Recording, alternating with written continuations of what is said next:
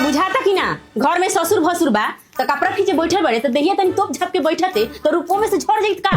हमर भातार कब से दुआरी पर खड़ा होके खोखता खखारता पानी पिए खाती तोरा सुना था। तो केकरा से कितना बच के रही घर में ये दीदी जिरौरे बताई ना। बाबूजी बारन तो दवाई डाले के बहाने बुलावलन आ लागेलन हमर छाती या पेट निकाले आ जब जब कपड़ा खींचे बैठेली ना तो भैया जी के लागेला कंठ सूखे जाने उनकरा के कौन चीज के तरास लागेला। अरे बाप रे बाप, ससुर जी के बारे में कहले हैं नु तो ई हम मानतानी काहे कि उनका चाल के बारे में हम जानतानी कि वो कैसन हम, लेकिन ते हमरा सीधा साधा बैल जैसन मर्द को छांग लगावत रही हमरा बर्दाश्त ना होई। ए छोरा जाए दा, आजकल तो केहू केहू पर कुछ इल्जाम लगा देता। वो हम नु जानतानी कि हमार नियत कैसन बा। अरे बाप रे बाप, रौरा नेचर के बारे में तो हमरा बढ़िया से पता बा। ये भैया जी दीवार में 9 गुना छेद कैले बानी ताके झाके खातिर कि केनो से कुछ लौक जा। अरे बाप रे बाप, ई छिनड़ी हमरा मर्द के तो इज्जत उतार देलक की इज्जत सब लंगटे। आवे दे देवर जी के तब उनकरा से कह के तोर हम उपाय करवावतानी। ए जी हम जातानी घर में, हमरा देह में लहर कराता ना तो 1 मिनट रुक जाम तो छिनड़िया के लुगा खोल दे। ए रूबी सुना ना, का हो कहतानी कि सरिया खोलना तो बड़ा मजा आई।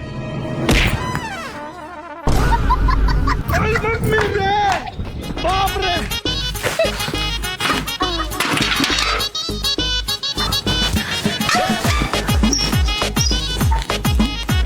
हाँ दबा हंच पानी पिए दो, खखारते खखारते गाला सूख गइल बा।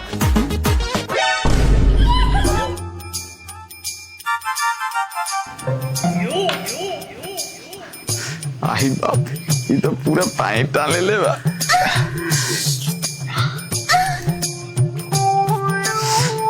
इतना बड़का तो हमरा मेहरारू के नहीं छे। ए रूबी सुना तारू हो तनी हेने आइबू। ये हमर चोलिया कहाँ गई? आई बाप, लागत तो कॉले पर छूट गई। अब भैया जी भी वही जबारी। जो देखला के बाद तो मने गजिया जाता। अरे बाप रे बाप, दादा रे दादा, भैया जी तो हमार चोली छुए देली। भगवान अब हम का करब? हम कैसे केकरा के मुंह देखाइब? एक भैंसुरो के भावो के चोली छुए देली। बाबूजी ओ बाबूजी, का भेले देखे बा का चिल्लाती है। अरे बाप रे बाप, भैया जी हमार चोली छुए देली। आई देखी तो अब हम केकरा के कैसे मुंह देखाई? हमार चोली छुए हटा ना दे। अब हम का करी? केकरा के कैसे मुंह देखाई? का हो का भइल बा?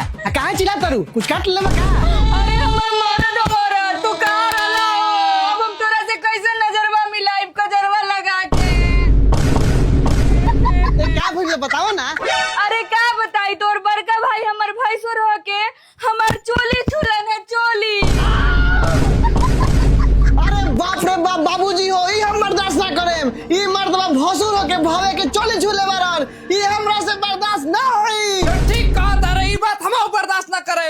ई साला एक चोली छुला का तो छुला का नच के फेंक के देबा बाहरी। चुप की रखली रो तू, तैसे ना होई। बाबूजी हमर बतिया ना सुना, हम ही नहीं कइले। जब ते नहीं खस खाइले ते आएंगे हमारे पता को चली गिर गल बाहरी।